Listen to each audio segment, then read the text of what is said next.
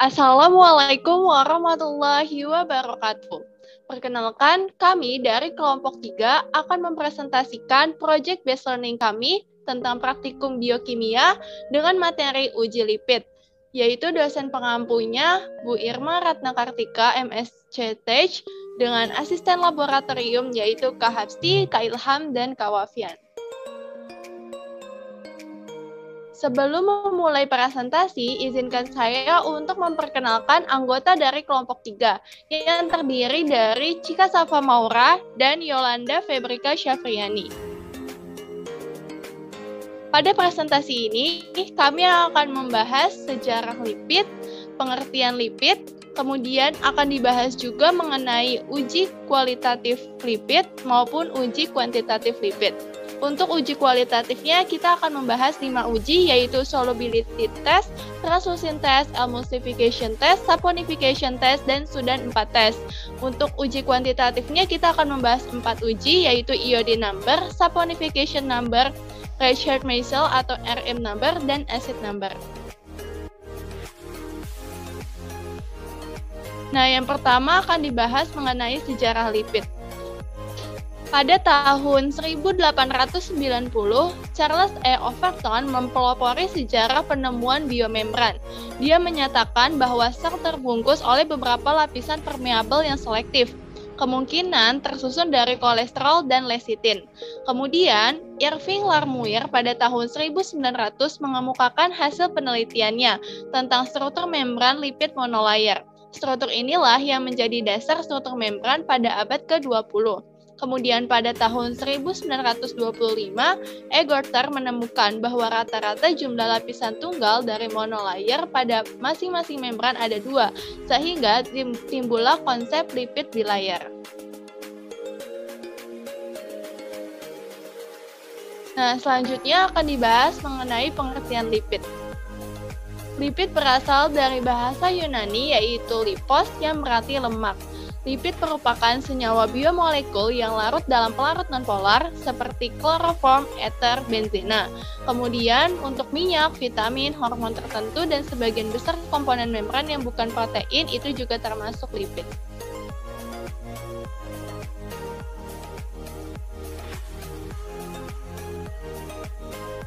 Oke, selanjutnya yang pertama kita bahas, ini adalah salah satu dari uji kualitatif lipid ya, yaitu solubility test atau uji kelarutan.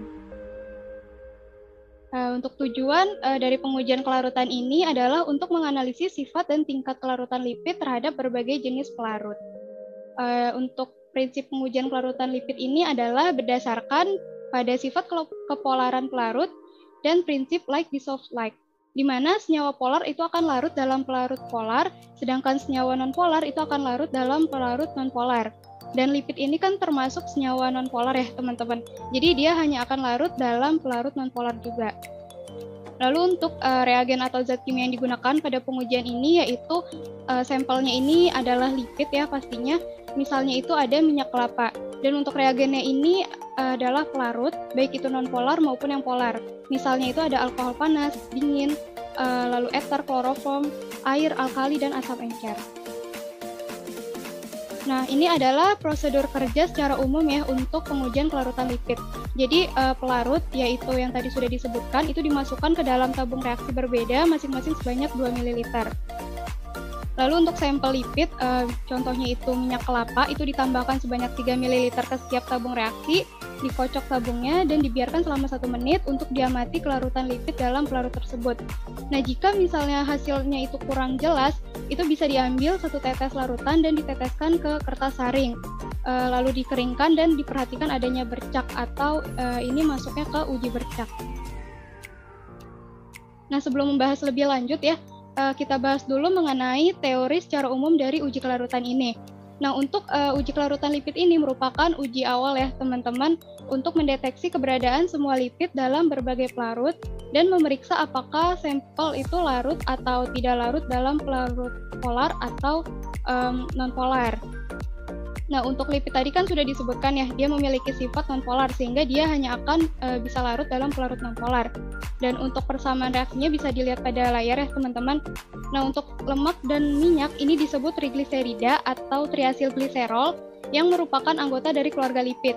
Sedangkan derajat kelarutan itu merupakan kemampuan suatu zat terlarut untuk dapat larut dalam sejumlah pelarut pada suhu tertentu. Nah, untuk senyawa yang memiliki kepolaran yang sama, itu akan lebih mudah tertarik atau terlarut dengan pelarut yang memiliki tingkat kepolaran yang sama. Nah, hal ini sesuai dengan prinsip like dissolve like it yang tadi sudah saya sebutkan di awal ya. Oke, berikut ini adalah gambaran hasil uji kelarutan lipid. Nah, bisa dilihat pada layar ya teman-teman, untuk hasil uji positif itu ditandai dengan larut atau bercampurnya lipid dalam pelarut nonpolar seperti kloroform dan larut sebagian dalam pelarut semipolar seperti alkohol. Sedangkan untuk hasil uji negatifnya itu ditandai dengan tidak larutnya lipid dalam pelarut polar seperti air. Jadi dia tuh untuk hasil negatif itu terlihat seperti dua fasa ya. Nah, berikut ini juga ada contoh hasil uji kelarutan lipid dalam tabel ini dengan sampelnya itu minyak kelapa dan pelarut yang tertera pada tabel berikut. Untuk penjelasannya, diketahui bahwa minyak kelapa itu kan tadi tidak larut dalam air ya, karena air itu merupakan pelarut polar. Kemudian ia sangat larut dalam kloroform karena merupakan pelarut nonpolar, dan kloroform ini juga disebut sebagai pelarut lemak. Sedangkan minyak itu larut dalam ether juga karena merupakan pelarut nonpolar. Dan dia tidak larut dalam alkali, asam encer, alkohol dingin, dan alkohol panas karena memang itu adalah pelarut polar. Nah, sebetulnya beberapa jenis minyak itu bisa saja dapat larut namun tidak sempurna ya dalam alkohol. Nah, hal ini disebabkan karena alkohol ini memiliki gugus fungsi hidroksil yaitu ROH, di mana R-nya itu adalah gugus alkil. Nah, misalnya itu kayak etanol atau etil alkohol, itu kan dia rumusnya CH2OH. Nah, itu terlihat bahwa gugus alkohol ini masih memiliki kesamaan reaksi dengan air atau H2O. Jadi bisa dibilang alkohol ini bersifat semipolar. Seperti itu. Nah, untuk asam lemak yang menyusun lipid ini memiliki sifat amfifatik, di mana salah satu ujung rantainya berupa karbon bermuatan hidrofilik dan polar, sedangkan ujung lainnya itu bersifat hidrofobik dan nonpolar. Nah, sifat inilah yang menyebabkan perbedaan kelarutan lipid dan pelarut polar dan nonpolar. Oke, berikut ini adalah beberapa gangguan beserta tindakan pencegahan ya untuk beberapa reagen atau bahan pengujian kelarutan lipid ini. Bisa terlihat pada tabel berikut. Untuk mata, itu bisa menyebabkan iritasi mata serius, namun bisa ada tindakan pencegahannya itu dengan menggunakan kacamata pelindung dari percikan bahan kimia. Lalu kulit itu bisa menyebabkan iritasi kulit. Untuk tindakan pencegahannya itu bisa menggunakan pakaian tahan bahan kimia seperti sarung atau celemek, dan mengganti pakaian yang terkontaminasi bahan tersebut. Lalu untuk terhirup itu bisa menyebabkan iritasi saluran pernafasan, mengantuk, dan pusing. Untuk tindakan pencegahannya itu bisa menggunakan respirator.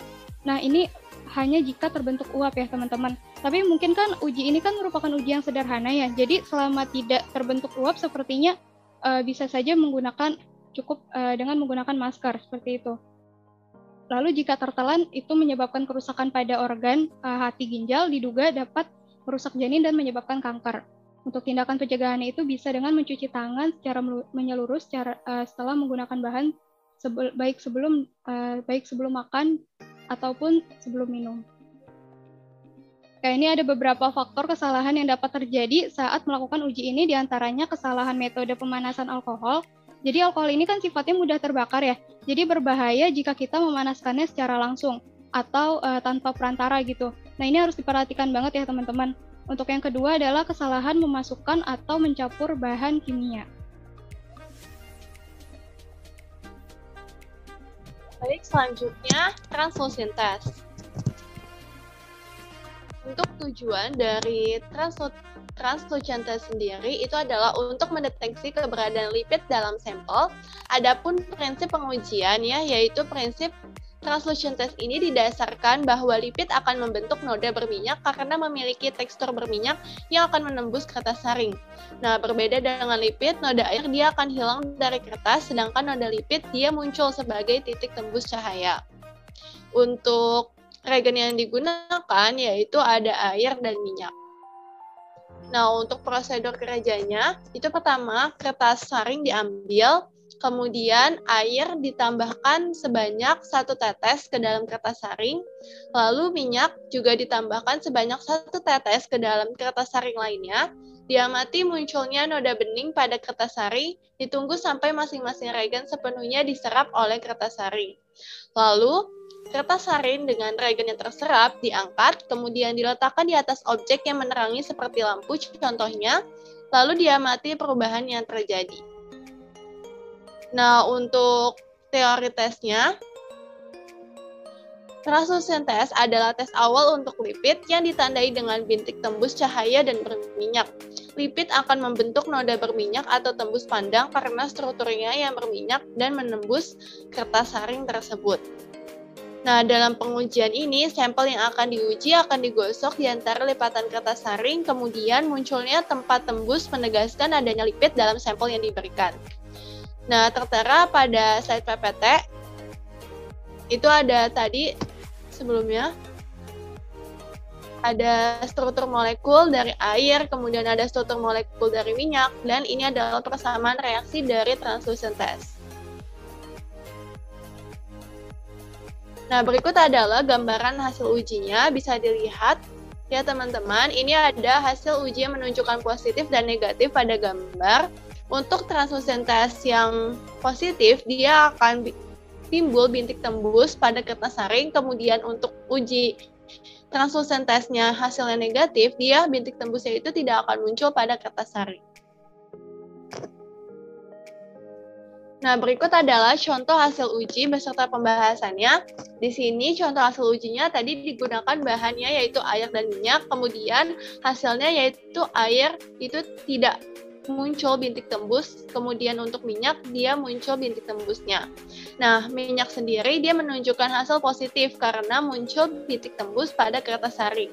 Ketika cairan berada di dalam lembaran kertas, dia akan mendifrasikan cahayanya, sehingga dia akan timbul bintik tembus cahaya tersebut. Kemudian untuk air sendiri, dia mengalami hasil negatif karena tidak muncul bintik tembus pada kertas saringnya. Ketika tidak ada kandungan lemak di kertas, maka tidak ada difraksi sehingga cahayanya tidak bisa melewatinya. Nah, berikut adalah gangguan dan tindakan pencegahan. Di sini apabila bahan bahayanya ini terkena mata, gangguan yang akan dialami yaitu dapat menyebabkan iritasi pada mata. Tindakan pencegahannya yaitu bisa menggunakan kacamata pelindung dari percikan bahan kimia. Untuk bahan yang terkena kulit, dia gangguan yang bisa ditimbulkan yaitu dapat menyebabkan iritasi kulit. Tindakan pencegahannya yaitu menggunakan sarung tangan pelindung dan pakaian tahan bahan kimia. Untuk apabila terhirup, dia akan mengalami gangguan dapat menyebabkan gangguan pernapasan. Nah, tindakan pencegahannya yaitu jangan membaui secara langsung. Kemudian untuk apabila bahan kimia tertelan, gangguan yang timbul itu tidak ada, dan pencegahannya juga tidak ada, karena tadi kan bahan yang digunakan adalah air dan minyak. Selanjutnya adalah emulsification test atau uji emulsi. Nah, tujuan dari uji emulsi yaitu untuk mendeteksi adanya lipid. Adapun prinsip pengujiannya yaitu prinsip uji emulsi didasarkan pada agen pengemulsi, di mana lipid atau minyak dalam air akan muncul sebagai supernatan. Tegangan permukaan air yang tinggi bisa mengembangkan lapisan terpisah dengan menambahkan zat pengemulsi.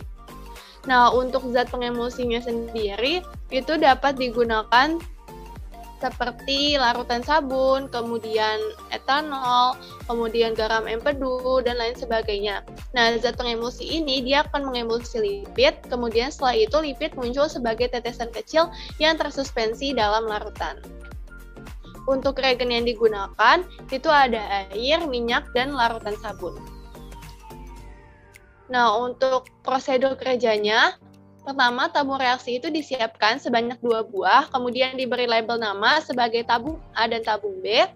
Lalu tabung A dimasukkan 2 ml air dan dimasukkan 2 tetes minyak.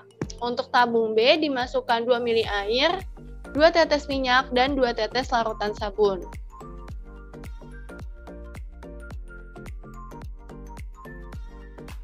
Kemudian tabung A dan tabung B dikocok masing-masing tabung, ditunggu beberapa saat dan diamati terjadinya pembentukan emulsi.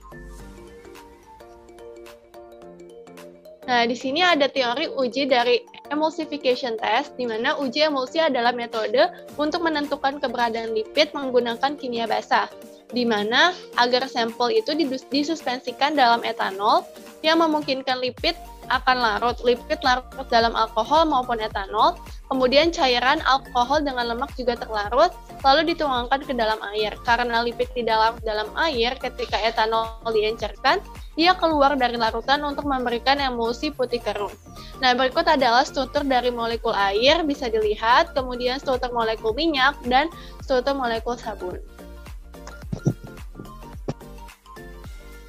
Berikut adalah gambaran hasil ujinya dari emulsification test. Untuk hasil uji positif dari emulsification test atau uji emulsi yaitu muncul emulsi lipid dan air yang permanen atau stabil. Bisa dilihat ya pada gambar, dia kalau terbentuknya emulsi dia akan timbul mencari gitu minyaknya atau lipidnya. Sedangkan untuk hasil uji negatifnya, dia akan terbentuk di bagian atas karena tegangan permukaan air yang tinggi, sehingga bisa dilihat pada gambar, dia bukan malah menyebar, tapi malah dia membentuk dua lapisan, yaitu atas dan bawah. Selanjutnya, yaitu di sini ada contoh hasil uji dan pembahasannya. Untuk tadi yang tabung A, dia kan tadi berisi bahan air ditambah minyak. Kemudian yang tabung B yaitu air, minyak, dan larutan sabun. Nah, memperoleh hasil bahwa tabung A itu memiliki emulsi tidak stabil dan tabung B memiliki emulsi yang stabil. Minyak yang ditambahkan dengan air membentuk emulsi tidak stabil. Hal ini disebabkan oleh karena air yang sifatnya polar sangat sulit larut dalam minyak yang sifatnya non-polar, sehingga kedua cairan tersebut akan saling memisah atau tidak bisa bersatu. Lalu untuk minyak, air, dan larutan sabun, dia membentuk emulsi yang stabil, karena larutan sabun mampu menurunkan tegangan permukaan antara kedua fase cairan. Nah, inilah yang dinamakan zat pengemulsi. Berikut adalah gangguan dan tindakan pencegahan dari uji emulsi. Apabila bahan terkena mata, maka gangguan yang ditimbulkan yaitu dapat menyebabkan iritasi pada mata. Tindakan pencegahannya yaitu menggunakan kacamata pelindung dari percikan bahan kimia. Untuk bahan yang terkena kulit, yaitu gangguan yang timbul dapat menyebabkan iritasi kulit. Tindakan pencegahannya yaitu menggunakan sarung tangan pelindung dan pakaian tahan bahan kimia. Untuk apabila bahan terhirup, gangguan yang dapat ditimbulkan yaitu bisa menyebabkan gangguan pernapasan. Tindakan pencegahannya yaitu jangan membawa secara langsung, bisa dikipas-kipaskan terlebih dahulu. Kemudian untuk apabila bahannya tertelan, dia akan menimbulkan kerusakan pada organ. Nah, tindakan pencegahannya yaitu bisa mencuci tangan secara menyeluruh setelah menggunakan bahan sebelum makan dan minum. Nah, uji yang keempat ada saponification test atau uji saponifikasi, atau yang biasa kita sering disebut uji sabun ya. Nah, tujuan dari uji saponifikasi yaitu untuk memisahkan asam lemak bebas dari lipid untuk direaksikan dengan basa sehingga terbentuk sabun. Nah, prinsip pengujiannya yaitu prinsip uji saponifikasi didasarkan pada reaksi saponifikasi, di mana trigliserida lipid bereaksi dengan NaOH alkali untuk menghasilkan sabun dan gliserol. Nah, reaksi ini juga dikenal sebagai hidrolisis basa eter. Untuk reagen yang digunakan di sini ada NaOH dan etanol. Untuk prosedur kerjanya, pertama sampel lipid diambil sebanyak 5 ml dalam tabung reaksi, kemudian dimasukkan ke dalam tabung reaksi. NaOH alkali kuat ditambahkan sebanyak 3 ml ke dalam tabung reaksi, dipanaskan larutan dalam penangas air selama 5 menit, kemudian etanol ditambahkan sebanyak 3 ml ke dalam larutan, diamati tabung reaksi terhadap munculnya buih.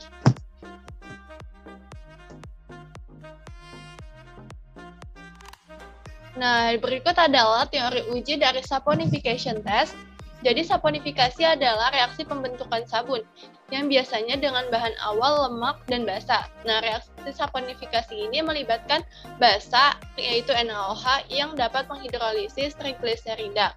Nah, berikut adalah struktur molekul dari NaOH, kemudian struktur molekul dari lipid, dan struktur molekul dari etanol. Nah, berikut adalah persamaan reaksinya, di mana trigliseridanya itu dia direaksikan dengan basa, yaitu NaOH, dia akan membentuk atau menghasilkan gliserol dan sabun.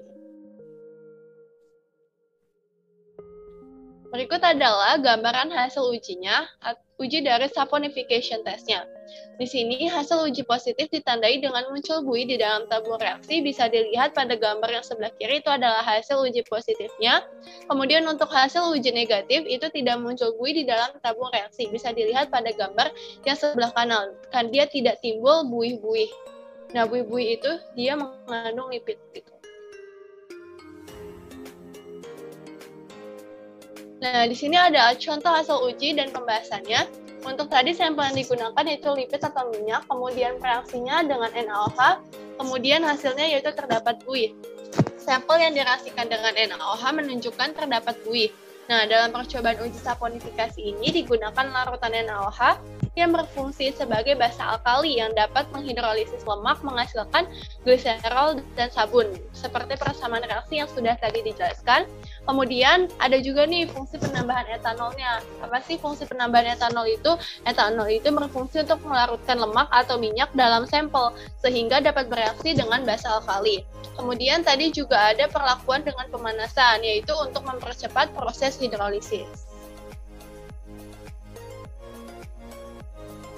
Nah, berikut adalah gangguan dan tindakan pencegahan dari uji saponifikasi. Untuk bahan yang terkena mata, gangguan yang dapat ditimbulkan yaitu iritasi pada mata. Tindakan pencegahannya yaitu menggunakan kacamata pelindung dari percikan bahan kimia. Untuk bahan yang terkena kulit, gangguan yang timbul yaitu dapat menyebabkan iritasi kulit. Tindakan pencegahannya yaitu menggunakan sarung tangan pelindung dan pakaian tahan bahan kimia. Apabila bahan terhirup, gangguan yang ditimbulkan yaitu gangguan pernapasan. Tindakan pencegahannya jangan membawi secara langsung. Kemudian apabila bahan kimianya itu tertelan, gangguan yang bisa ditimbulkan yaitu menyebabkan kerusakan pada organ tubuh. Kemudian tindakan pencegahannya mencuci tangan secara menyeluruh setelah menggunakan bahan sebelum makan dan minum.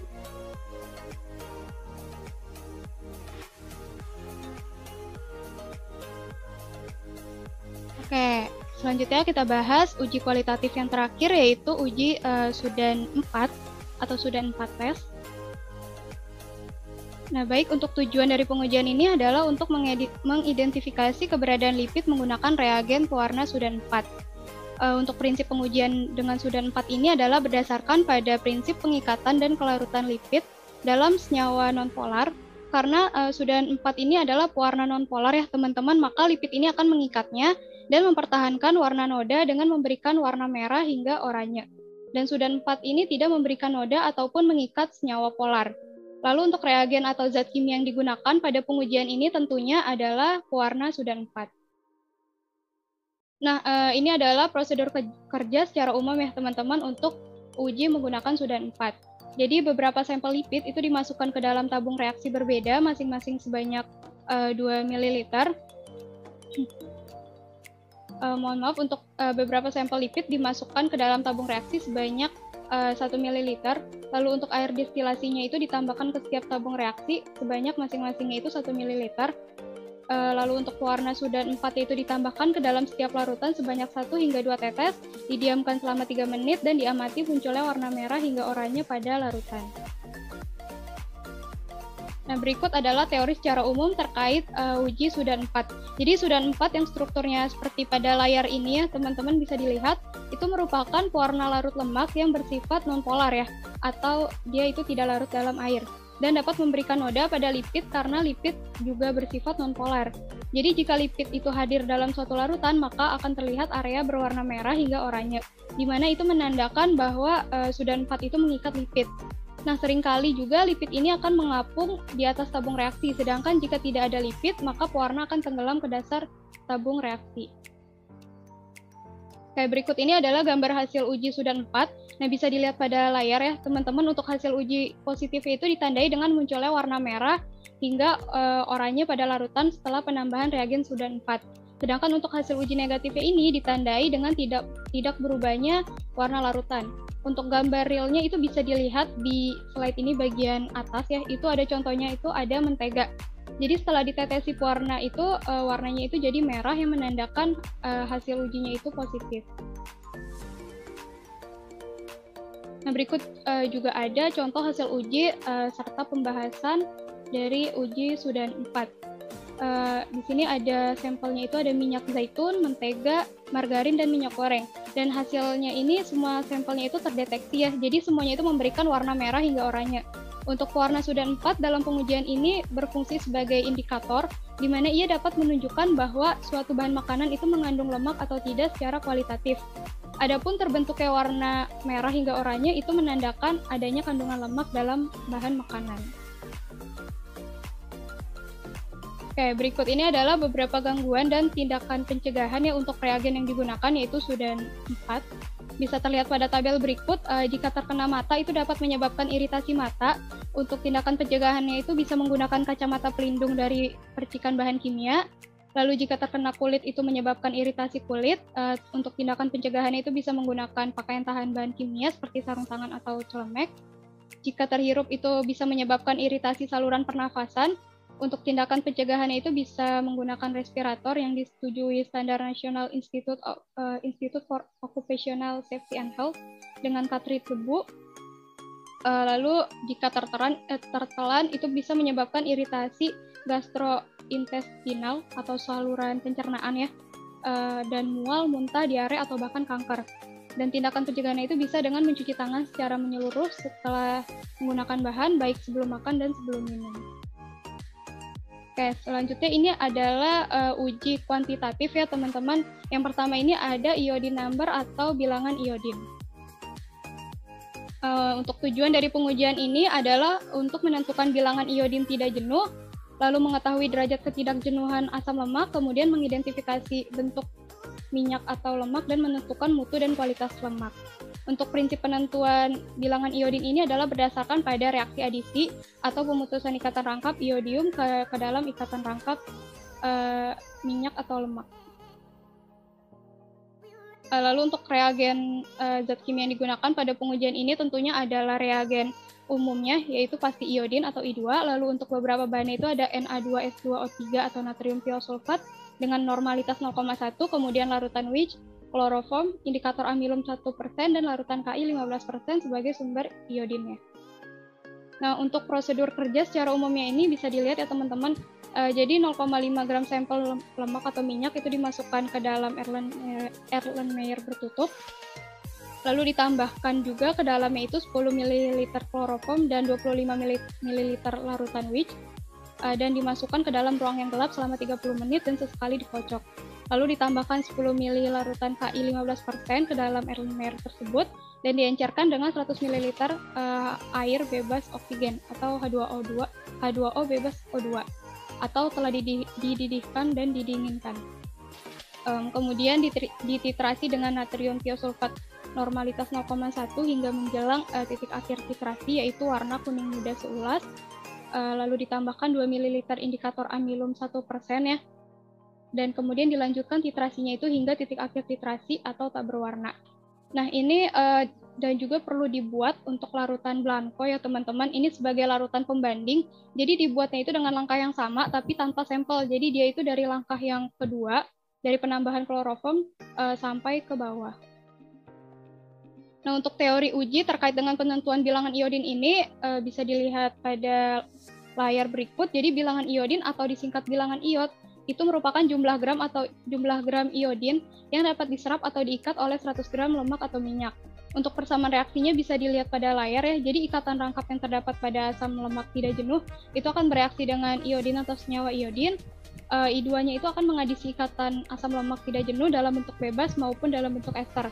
Nah, lemak direaksikan dengan kloroform atau CCl4 kemudian ditambahkan halogen secara berlebihan. Setelah didiamkan pada tempat yang gelap dengan periode waktu yang diatur ya, sisanya itu ditambahkan larutan dan kelebihan iodinnya itu kelebihan iodin yang tidak bereaksi itu diukur dengan cara dititrasi dengan Na2S2O3. Kemudian pada saat proses titrasi, iodinnya itu tereduksi oleh Na2S2O3 membentuk imin kembali, sedangkan S4O3 2-min teroksidasi membentuk S4O6 2-min. Dan untuk titik akhir titrasinya itu ditandai dengan hilangnya warna biru setelah penambahan indikator amilum atau kanci. Selanjutnya ini dari tadi kan kita bahas asam lemak ya teman-teman. Nah, sebenarnya apa sih itu asam lemak? Jadi asam lemak ini adalah asam karboksilat yang diperoleh dari hidrolisis suatu lemak dan minyak yang umumnya mempunyai rantai hidrokarbon panjang dan tidak bercabang. Nah, untuk asam lemak ini terbagi menjadi dua macam ya. Yang kita ketahui juga ada asam lemak jenuh strukturnya itu bisa dilihat pada layar ya. Jadi dia tidak mengandung ikatan rangkap antara atom-atom karbon pada rantainya, sedangkan untuk asam lemak tak jenuh itu strukturnya yang di sebelah kanannya, itu dia memiliki bisa satu atau bahkan lebih ikatan rangkap di antara atom-atom karbonnya. Oke, jadi tadi sesuai tujuannya ya, bilangan iodin ini dapat menyatakan derajat ketidakjenuhan asam lemak penyusun lemak. Untuk asam lemak tidak jenuh itu mampu menyerap sejumlah iodin dan membentuk senyawa jenuh. Besarnya jumlah iodin yang diserap itu menunjukkan banyaknya ikatan rangkap atau ikatan tidak jenuh. Jadi ini hubungannya berbanding lurus gitu ya teman-teman. Jadi semakin tinggi bilangan iod, maka semakin tinggi juga derajat ketidakjenuhan suatu minyak dan kualitas suatu minyak itu akan semakin bagus. Akan tetapi perlu diingat juga bahwa jika bilangan iodinnya itu terlalu besar, maka akan mudah teroksidasi sehingga mutu minyak menjadi tengik dan daya simpannya itu menurun. Lalu tadi di tujuan juga disebutkan bahwa bilangan iodin dapat membantu kita untuk menganalisis bentuk minyak atau lemak. Nah, lemak dengan bilangan iodin yang tinggi itu biasanya berwujud cair, sedangkan yang memiliki bilangan iodin rendah biasanya itu berwujud padat. Nah, adapun cara atau metode pengukuran bilangan iodin secara umum ini ada dua ya teman-teman. Yang pertama ada metode Hanus, yaitu menggunakan larutan iodin dalam asam asetat pekat dan iodin bromida untuk mempercepat reaksi. Lalu ada metode Witch, itu menggunakan larutan iodin dalam asam asetat pekat dan mengandung iodium klorida sebagai pemicu reaksinya. Nah, berikut adalah gambar hasil uji penentuan bilangan iod. Bisa dilihat pada layar ya teman-teman. Untuk warna awal campurannya, ini dari warna awal hingga penambahan larutan Ki, itu warnanya merah kecoklatan. Lalu kan dititrasi ya dengan Na2S2O3 sampai menjelang titik akhir titrasi. Nah, ini warnanya kuning seulas. Kemudian di sampingnya itu ada warna setelah ditetesi indikator amilum. Warnanya itu jadi kayak antara biru atau ungu kecoklatan gitu ya. Dan kemudian dititrasi lagi sampai warnanya itu tak berwarna, yang menandakan sudah mencapai titik akhir titrasi. Ini ada contoh data kisaran bilangan iodin dari beberapa sampel. Jadi ada minyak kelapa, minyak jagung, minyak wijen, dan seterusnya bisa dilihat pada layar ya. Untuk data di sebelah kanan itu adalah data standar dari minyak kelapa, dan di situ tertera juga bahwa bilangan iodin dari minyak kelapa itu ada pada kisaran 8 hingga 10. Nah, ini ada contoh perhitungannya. Jadi angka-angkanya ini saya ambil dari beberapa contoh pengujian oleh referensi yang saya gunakan. Misalnya diketahui untuk volume Na2S2O3 hasil titrasi untuk Blanco itu 7,3 mili, untuk yang sampelnya 3,4 mili, untuk normalitas Na2S2O3-nya itu 0,1, dan berat sampelnya itu 0,5 gram. Nah, ini maka tertera persamaannya untuk menghitung bilangan iodin. Jadi rumusnya itu bilangan iodin sama dengan volume Blanco dikurang volume sampel dikali normalitas dikali BST. BST itu berat setara dikali 100/1000 dibagi juga berat sampel. Jadi data-data yang ini tinggal dimasukin aja ke dalam persamaan berikut dan hasilnya itu 9,9. Nah, dari referensi yang saya dapat juga, standar mutu bilangan iodin minyak kelapa menurut SNI 0129021992 adalah 8 hingga 10, seperti yang tadi juga ada pada tabel sebelumnya. Dan kalau dilihat dari contoh perhitungan tadi, itu kan untuk sampel minyak kelapanya juga, dan didapat hasilnya itu adalah 9,9 ya. Nah, oleh karena itu, sampel yang digunakan itu masih memenuhi kriteria standar mutu yang baik untuk minyak kelapa. Dan semakin tinggi bilangan iodinnya, maka derajat ketidakjenuhan semakin tinggi dan semakin baik kualitas minyaknya. Kemudian jika bilangan iod pada minyak itu lebih besar, maka jumlah ikatan rangkapnya itu lebih banyak sehingga mudah teroksidasi. Minyak yang tidak jenuh akan mudah bereaksi dengan oksigen atau teroksidasi karena mengikat oksigen yang dapat mempengaruhi kualitas minyak. Nah, adapun beberapa faktor penentuan bilangan iodin itu ada penggunaan media, waktu penyimpanan. Jadi minyak yang sudah cukup lama itu kan bisa terkontaminasi oleh udara ya.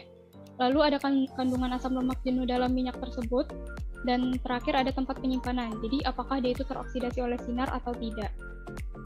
Nah, berikut adalah gangguan dan tindakan pencegahannya dari beberapa bahan ya. Untuk mata itu bisa menyebabkan mata bengkak atau menyebabkan mata bengkak dalam paparan yang jangka panjang. Untuk tindakan pencegahan itu bisa menggunakan kacamata pelindung dari percikan bahan kimia. Lalu jika terkena kulit itu dapat menyebabkan reaksi hipersensitivitas berupa radang kulit atau urtikaria. Tindakan pencegahannya itu bisa menggunakan sarung tangan ya atau pakaian tahan bahan kimia. Lalu jika terhirup itu bisa menyebabkan edema paru, mual, muntah, diare.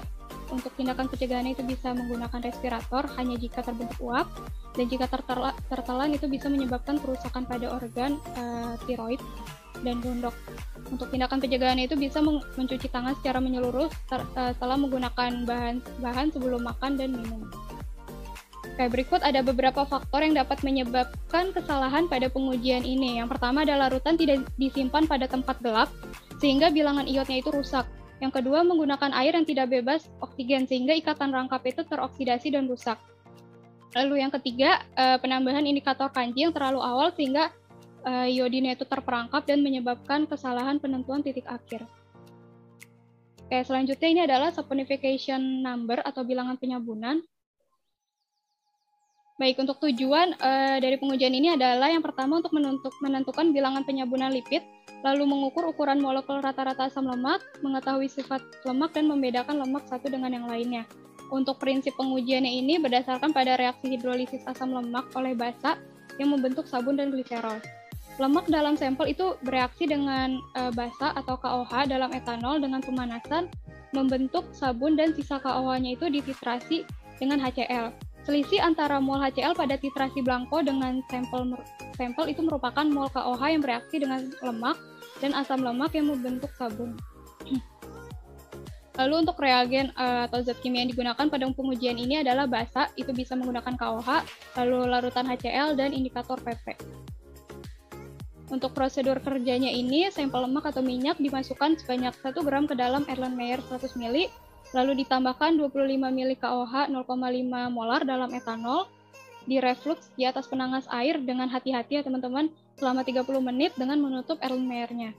Lalu didinginkan campurannya, dan ditambahkan indikator PP ke dalam campuran, dan kemudian dititrasi dengan larutan standar HCl 0,45 molar, hingga tak berwarna atau mencapai titik akhir titrasi. Kemudian dicatat volumenya sebagai volume titrasi sampel atau V2, lalu dibuat pula larutan blanko dengan langkah yang sama namun tanpa sampel, dan dicatat volumenya itu sebagai volume blanko atau V1.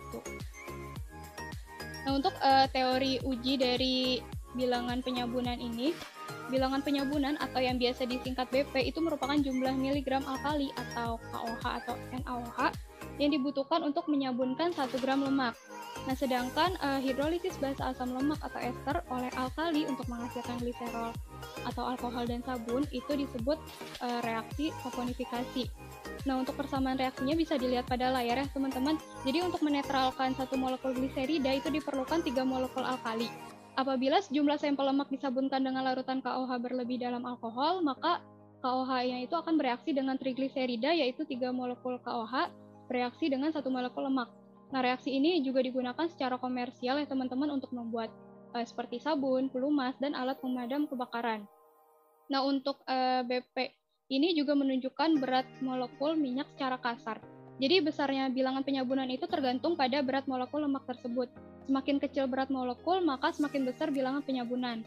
Minyak yang telah disusun oleh asam lemak berantai karbon pendek itu berarti memiliki berat molekul yang relatif kecil sehingga bilangan penyabunannya itu besar. Sebaliknya, bila minyak mempunyai berat molekul besar, maka bilangan penyabunannya itu relatif kecil. Nah, berikut adalah gambaran hasil uji penentuan bilangan penyabunan. Bisa dilihat pada layar ya teman-teman. Untuk warna awal campurannya itu dari awal hingga proses reflux itu warnanya kekuningan. Lalu kan setelah direflux dan didinginkan, larutannya itu dititrasi ya dengan ditambahkan indikator PP. Jadi warnanya itu seperti pada gambar yang tengah, lalu dititrasi hingga mencapai titik akhir titrasi yaitu tak berwarna. Nah, berikut adalah contoh data hasil uji bilangan penyabunan dari beberapa sampel dan varian minyak goreng ya. Bisa dilihat pada layar, itu bilangan penyabunannya ada pada kisaran 195 hingga 205 mg KOH per gram. Untuk data di sebelah kanan itu adalah data standar bilangan penyabunan dari beberapa jenis minyak ya teman-teman. Nah, ini untuk contoh dari perhitungannya. Jadi angka-angkanya ini saya ambil dari salah satu data pada slide sebelumnya tadi.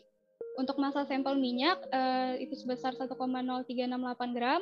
Untuk volume HCl pada titrasi sampel itu 34,20 ml.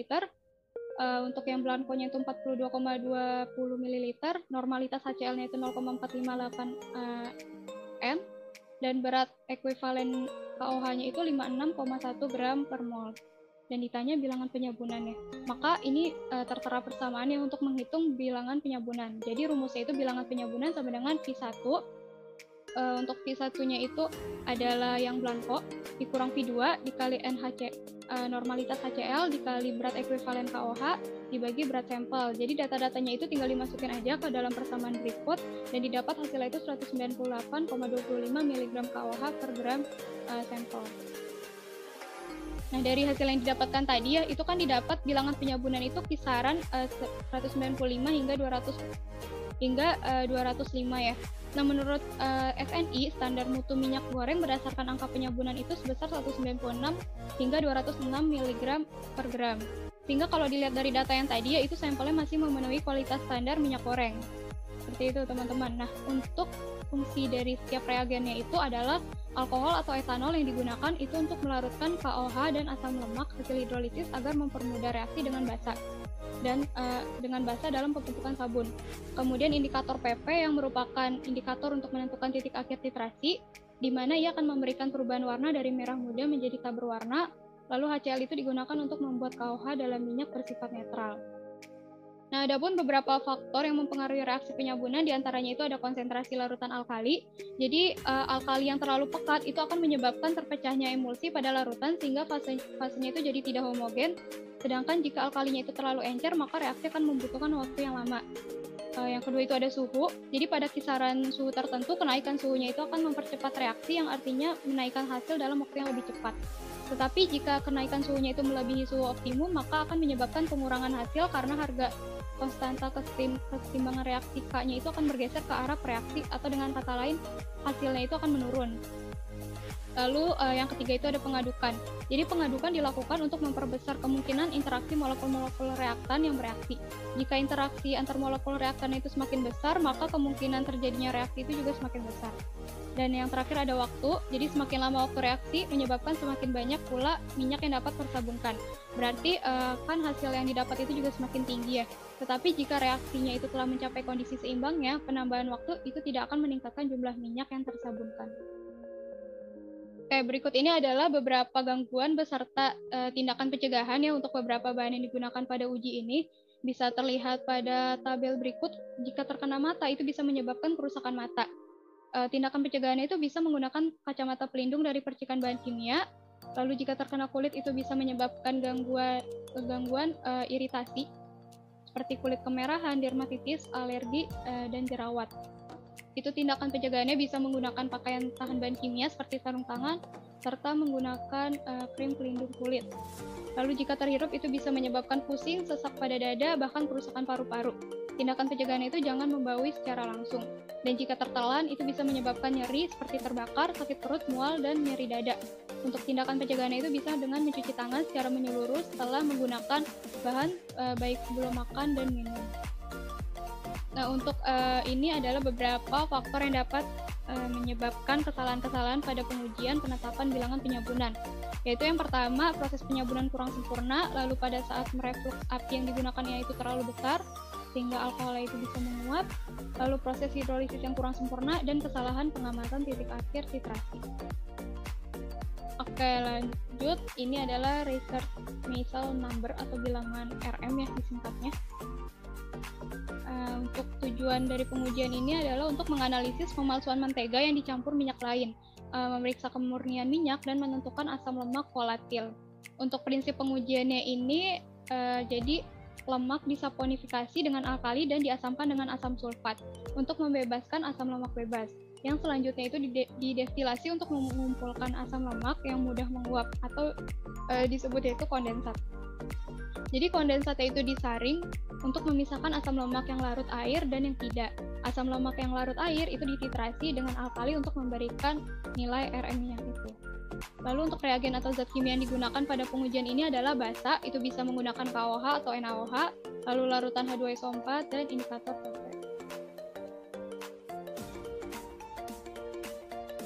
Oke, untuk prosedur kerja secara umumnya ini adalah Jadi 5 gram sampel lemak atau minyak dimasukkan ke dalam labu alas datar, lalu ditambahkan ke dalam labunya itu 16 ml gliserol dan 2 ml NaOH 50% dan dikocok hingga tersabunkan.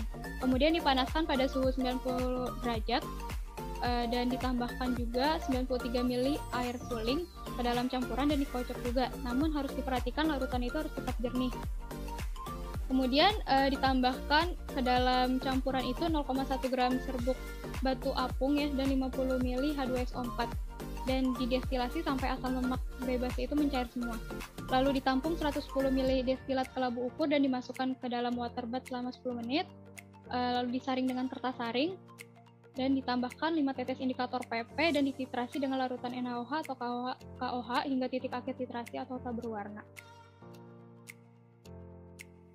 Oke, berikut adalah teori umum terkait bilangan RM. Jadi bilangan Research Misal atau RM ini adalah jumlah 0,1 N alkali atau KOH atau bisa juga NaOH yang diperlukan setiap 5 gram lemak untuk menetralkan asam-asam lemak yang mudah menguap atau asam volatil pada destilasi. Nah, untuk mentega ini dia berbeda dengan lemak dan minyak lain yang mungkin kalau minyak lain itu memiliki jumlah asam lemak volatil yang bisa diabaikan gitu. Atau biasanya itu kisaran kurang dari 1. Sedangkan untuk mentega ini memiliki nomor RM itu kisaran 25 hingga 35, jadi cukup tinggi ya teman-teman. Dan kandungan dari asam lemak volatil yang lebih tinggi dari mentega ini bertanggung jawab atas tingginya bilangan RM mentega. Nah, bilangan RM ini berguna untuk menguji kemurnian mentega karena mengandung konsentrasi asam lemak volatil atau asam butirat, asam kaproat, dan asam kaprilat yang strukturnya itu bisa dilihat pada layar ya. Dan untuk persamaan reaksinya ini kurang lebih sama seperti reaksi saponifikasi karena kan ada tahap pembentukan sabun juga ya tadi. Oke, ini ada gambaran hasil uji. Bisa dilihat pada layar juga ya teman-teman. Untuk warna awal campuran dari awal sampai penambahan air itu warnanya masih jernih. Lalu setelah ditambah H2SO4 warnanya itu menjadi putih keruh. Kemudian untuk proses titrasinya itu kan ditambahkan indikator PP sehingga warna itu menjadi merah muda dan dilanjutkan titrasi dan dititrasi hingga mencapai titik akhir titrasi yaitu tak berwarna. Nah, ini ada contoh perhitungannya. Jadi angka ini saya ambil juga dari salah satu data pada beberapa pengujian dari referensi yang saya gunakan. Misalnya itu diketahui normalitas NaOH-nya itu 0,1 N, lalu volume NaOH untuk titrasi sampel atau A itu sama dengan 30,06 dan untuk yang blankonya itu 0,5 dan ditanya bilangan Research misalnya itu berapa. Maka ini tertera persamaannya untuk menghitung bilangan RM. Jadi rumusnya itu bilangan RM sama dengan 11 dikali N dikali A dikurang B. Jadi data-datanya itu tinggal dimasukin ke dalam persamaan berikut menjadi seperti ini. Hasilnya itu 32,52. Nah, dari data ini kan didapat hasil bilangan RM-nya itu 32,52 ya. Dan untuk bilangan RM dari mentega tadi kan sesuai teori ada pada kisaran 25 hingga 35. Dan hasil yang didapat ini masih masuk dalam standar kisaran bilangan RM mentega sehingga bisa dinyatakan menteganya itu masih baik. Oke, berikut ini ada beberapa gangguan beserta tindakan pencegahan ya teman-teman. Untuk jika terkena mata itu bisa menyebabkan iritasi mata serius. Tindakan pencegahan itu bisa menggunakan kacamata pelindung dari percikan bahan kimia. Lalu jika terkena kulit itu bisa menyebabkan iritasi kulit, bisa dicegah dengan menggunakan pakaian tahan bahan kimia seperti sarung tangan. Lalu jika terhirup itu bisa menyebabkan mengantuk dan sakit kepala atau pusing. Untuk tindakan pencegahan itu bisa menggunakan respirator hanya jika terbentuk uap. Dan yang terakhir jika tertelan itu bisa menyebabkan gangguan saluran pencernaan dan bisa dicegah dengan mencuci tangan secara menyeluruh setelah menggunakan bahan sebelum makan dan minum.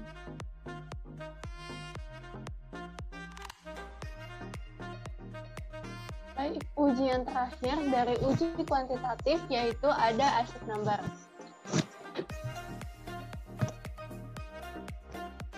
Tujuan dari uji acid number ini yaitu untuk menentukan nilai asam lemak pada sampel lipid. Adapun prinsip pengujiannya, yaitu prinsip uji ini didasarkan pada bilangan asam yang menyatakan dalam miligram jumlah KOH yang diperlukan untuk menetralkan asam bebas yang ada dalam 1 gram zat. Adapun reagen yang digunakan yaitu ada asam oksalat 0,1 M, KOH, indikator phenolphthalein atau indikator PP biasa disebutnya sampel lemak dan pelarut lemak. Untuk prosedur kerja yang dilakukan, pertama kita akan melakukan standarisasi normalitas KOH terlebih dahulu, di mana dituangkan 10 mili asam oksalat 0,1 N ke dalam labu ukur. Kemudian ditambahkan 2-3 tetes indikator phenolphthalein atau indikator PP ke dalam larutan, dititrasi larutan dengan KOH sampai timbul warna merah muda yang permanen. Lalu dicatat volume KOH yang digunakan serta dihitung konsentrasi KOH. Selanjutnya adalah penentuan nilai asam lemak.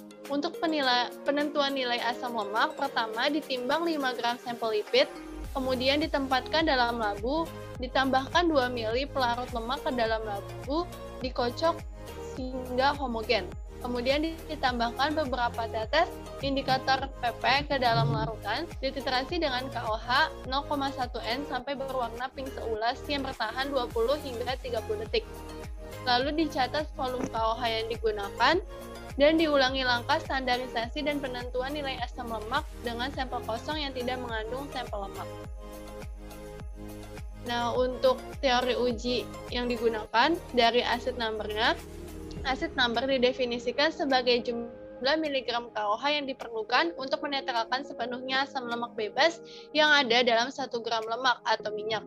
Umumnya, minyak olahan harus bebas dari asam lemak bebas. Minyak pada dekomposisi karena kontaminasi kimia atau bakteri menghasilkan asam lemak bebas. Oleh karena itu, minyak dengan bilangan asam yang meningkat tidak aman untuk dikonsumsi manusia. Nah, berikut adalah struktur molekulnya dari KOH maupun struktur molekul dari lipid, dan berikut adalah persamaan reaksi dari acid number-nya. Lalu ada gambaran hasil ujinya, ada hasil uji positif dan hasil uji negatif. Untuk hasil uji positifnya, dia akan terjadi perubahan warna menjadi merah muda atau pink permanen. Kemudian hasil uji negatifnya, dia tidak terjadi perubahan warna. Berikut adalah contoh data hasil uji. Yang pertama itu dari standarisasi normalitas KOH. Nah, berdasarkan observasi itu ada tabel 1, 2, 3, kemudian itu volume KOH yang digunakan, itu ada volume yang pertama, itu dia digunakan 17 mili, kemudian kedua itu ada 16,90, yang ketiga ada 17,10. Kemudian dirata-ratakan menjadi volumenya yaitu 17 mili. Selanjutnya ini adalah data dari penentuan nilai asam lemaknya.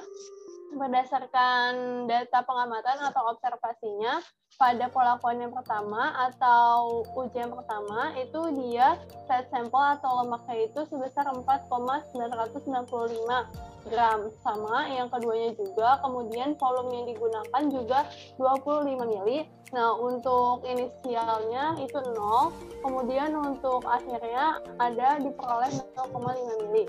Kemudian dirata-ratakan volumenya itu tetap 0,5 mili. Kemudian di tabel yang bawahnya itu adalah volume KOH yang digunakan sama titrasi.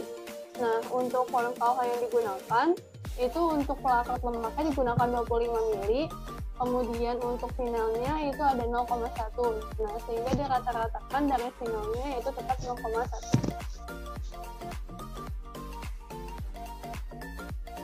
Nah, berikut adalah contoh perhitungan dari data yang telah diperoleh tadi. Nah, yang pertama kita hitung dulu standarisasi normalitas dari KOH-nya. Nah, di mana di sini ada rumusnya yaitu V1 dikali S1 sama dengan V2 dikali S2. Di mana V1 ini adalah volume dari asam oksalat yang digunakan, kemudian S1 itu adalah normalitas dari asam oksalatnya. Nah, V2 itu adalah volume KOH yang digunakan, dan S2-nya adalah normalitas dari KOH. Nah, untuk mencari S2-nya, karena kita kan akan mencari normalitas KOH-nya tadi ya berdasarkan prosedur standarisasi normalitas KOH-nya, tinggal dimasukkan data-data yang telah diperoleh, di mana V1-nya tadi 10 mili, kemudian dikali S2, normalitasnya 0,1 N. Nah, dibagi 17 mili, di mana 17 mili itu adalah rata-rata volume yang digunakan. Sehingga diperoleh normalitas dari KOH yaitu 0,05882 N. Nah, selanjutnya adalah penentuan nilai asam lemak bebas. Di mana dalam penentuan nilai asam lemak bebas ini, tadi 0,1 N KOH digunakan pada sampel, nah itu sebanyak 0,1 mili. Nah, kemudian 0,1 KOH itu digunakan juga pada sampel dia tanpa lemak. Nah, itu dia 0,5 mili. Nah, kemudian titrasi nilai sampelnya itu 0,5 dikurang 0,1 sehingga menghasilkan 0,4 mili. Sehingga nilai titrasi dari sampel itu adalah 0,4 mili. Nah, selanjutnya dari 0,4 mili itu next.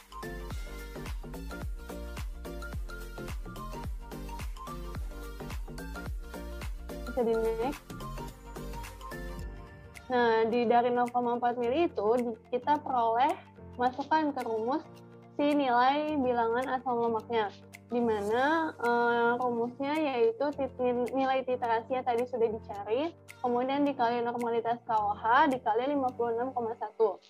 Nah, kemudian dibagi berat sampelnya dalam gram, di mana 1 mili dari 0,1 KOH itu mengandung 56,1 mg KOH.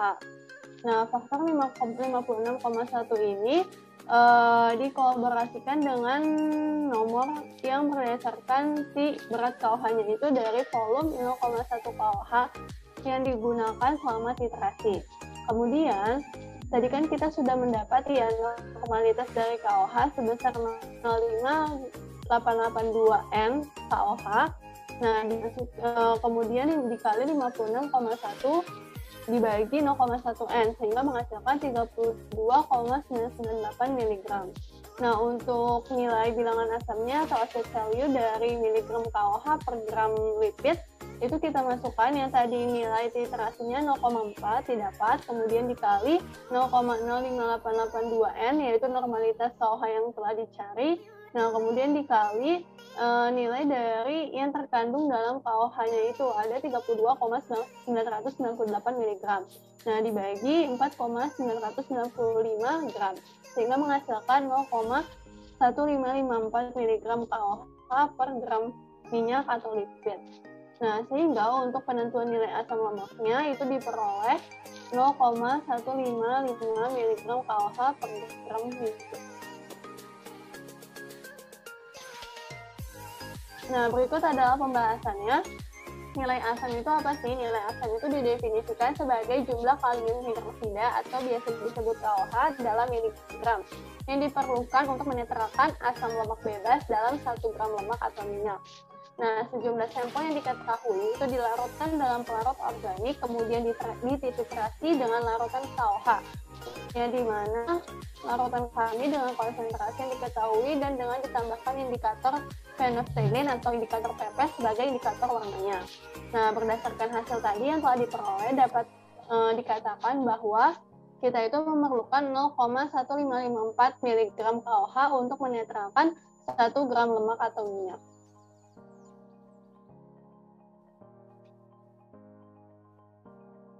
Nah, berikut adalah gangguan dan tindakan pencegahannya. Untuk bahan bahaya yang terkena mata, itu dapat menyebabkan iritasi pada mata. Tindakan pencegahannya bisa menggunakan kacamata pelindung dari percikan bahan kimia. Untuk bahan kimia yang terkena kulit, yaitu gangguannya bisa dapat menyebabkan iritasi kulit. Tindakan pencegahannya bisa menggunakan sarung tangan pelindung dan pakaian tahan bahan kimia. Apabila bahan bahaya terhirup, maka gangguan yang dapat ditimbulkan yaitu gangguan pernapasan, di mana tindakan pencegahannya yaitu jangan membawi secara langsung bahan kimia tersebut.